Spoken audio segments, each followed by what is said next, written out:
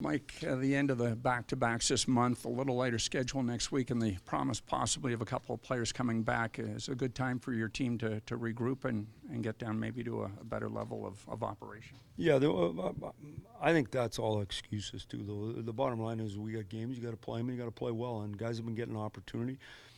We can be better, and we have to be better, and individually and collectively, and so that all comes back to us as a group, and we'd like to win every night. It's way more fun when you win every night.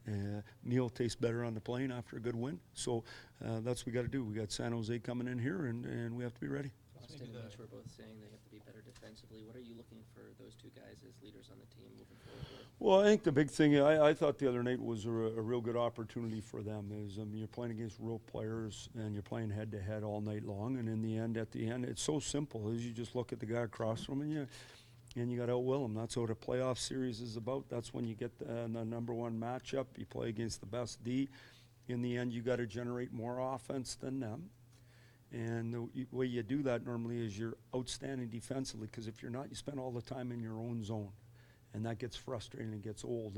But I also think these are battle scars you go through. If you think Boston played us and they went home and they would have said, oh, we'll see what happens next time. Kind of like kids in a playground. It's the same principle, you know. So that's all part of life lessons. What's maybe the simplest or quickest fix to your team taking less penalties, especially ones with the stick? Well, be disciplined. Put your stick on a puck. You knew the answer to that, but good question. I should have thought of saying it. I hadn't thought of telling them, put your stick on a puck. No, I mean, the bottom line is do you want to give other teams power play? Good opportunity. Do you want 4 guys up front to be playing and 4 on the back and the whole team sitting there freezing to death? Why would you do that? Makes no sense. Good question, Mac. Andreas was pretty frustrated, obviously, when he took the 2 penalties the other night. Did that get followed up from a tightening from you as well? Or? No, actually it didn't. But you know when the puck goes in the net and you're in the box and you feel shame? It's a pretty good tightening. Plus a team, and you're on the road in a back-to-back night and you can't get the other team going. I think it was pretty clear what was going on out there, and so some of these things. I mean, you're allowed to go to the guy and say, "I told you so," or "What are you doing?" We've already had the meeting about this, but that only makes you feel good. I don't think that was the point there. I think he got a pretty good handle on what's going on. Austin was pretty vocal afterwards, saying like he needs to be better, the team needs to be better. It starts with the leadership group. Do you see growth in him, leadership-wise? Do you like to hear that from one of your leaders? Well, I think the biggest thing you want from your leadership group is to model doing it right every day. So what I want from Austin, what I want from all the guys is I want them to go out and be the best player in their position they're capable of being.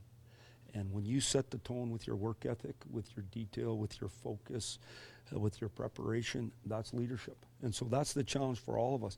It's not easy in leadership. It's just not. And the spotlight's on you more. You got to relish it, enjoy it, and get out there and play like you can. You have a bit bigger team this year. Do you feel you're taking advantage of that? I don't mean fighting, you just mean...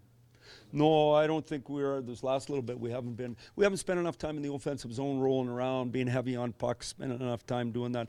You know, we tried to address that here today.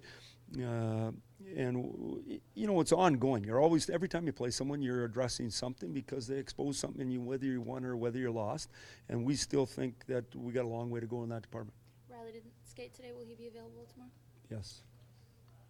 Has he been bothered by something? Like, is that factoring into how he's playing?